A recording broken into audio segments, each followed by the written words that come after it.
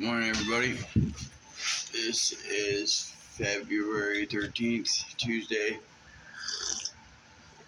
It's a word of the day. Let's see, starting first, 24 hours a day.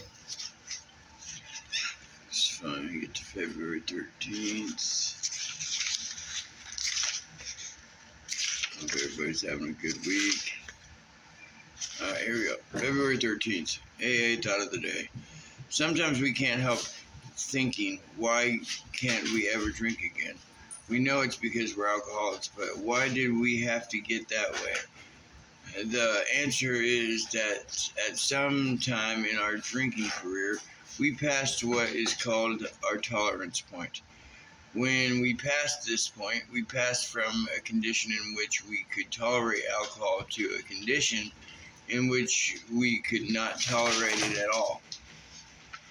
After that, we took one drink, we would sooner or later end up drunk. When I think of liquor now, do I think of it as something which I can never tolerate again? Meditation for the day. In a race, it is when the goal is in sight that heart and nerves and muscles and courage are strained almost to the breaking point.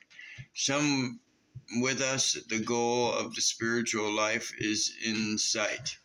All we need is the final effort. The saddest records we need is the final effort. I'm sorry. The saddest records are made by people who ran well with brave, stout hearts until the sight of the goal, and then some weakness and self-indulgence held them back. They never knew how near the goal they were and how near they were to victory. Prayer of the day.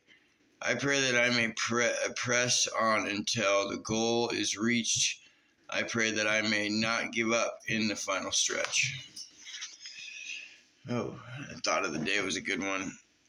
I do need to get to the point to where when I'm thinking about alcohol, I need to know that it can never happen again and I can't tolerate it anymore.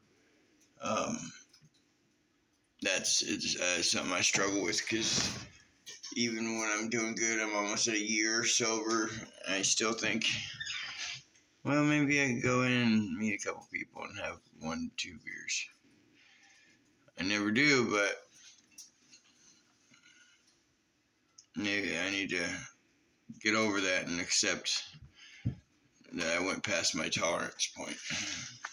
Alright, so the next reading is from this book right here. It is called My Utmost for the Highest. Find February 13th.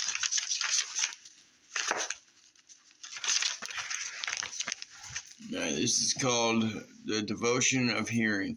Samuel answered, "Speak, for your servant hears." 1 Samuel 3:10.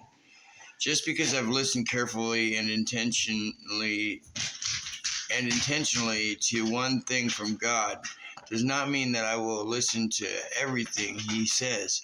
I show God my lack of love and respect for him by insensitivity of my heart and mind toward what he says.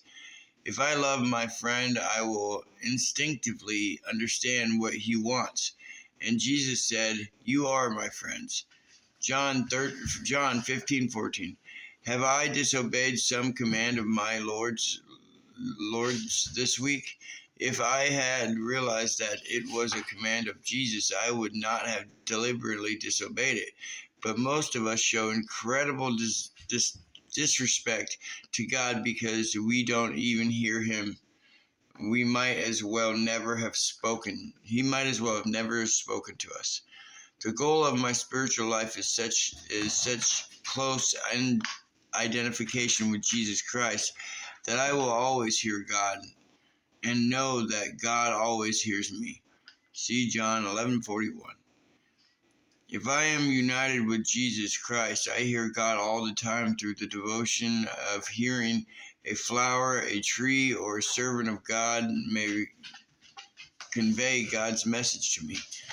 What hinders me from hearing is my attention to other things. It is not that I don't want to hear God, but I am not devoted in the right area of my life.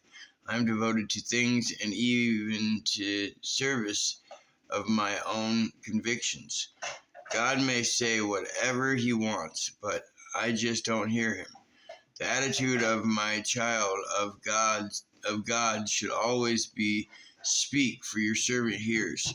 If I have not developed and nurtured this devotion of hearing, I can only hear God's voice at certain times. At other times, I become deaf to him because my attention is to other things which I think I must do. This is not living the life of a child of God. Have you heard God's voice today? I feel like that hits right on, like when I'm doing what I'm supposed to do and thinking about what I'm supposed to do. I feel like he's all around me and I can hear him and he's like talking directly to me. And then when I feel my head full of stuff that I know he doesn't want in there, that's when stuff starts happening. All right. So this is words from my little inspirational flip book page thing here. I can't hurry. All right, February 13th. Radical change is possible. We have everything we need to become all he wants us to become. Scripture of the day: his divine power has granted to us everything pertaining to life and godliness, through the true knowledge of him who called us by his own glory and excellence. 2 Peter 1:3. Alright, guys. Raced off to work. Love y'all. Have a good day. One day at a time. Phone's always on if you need me.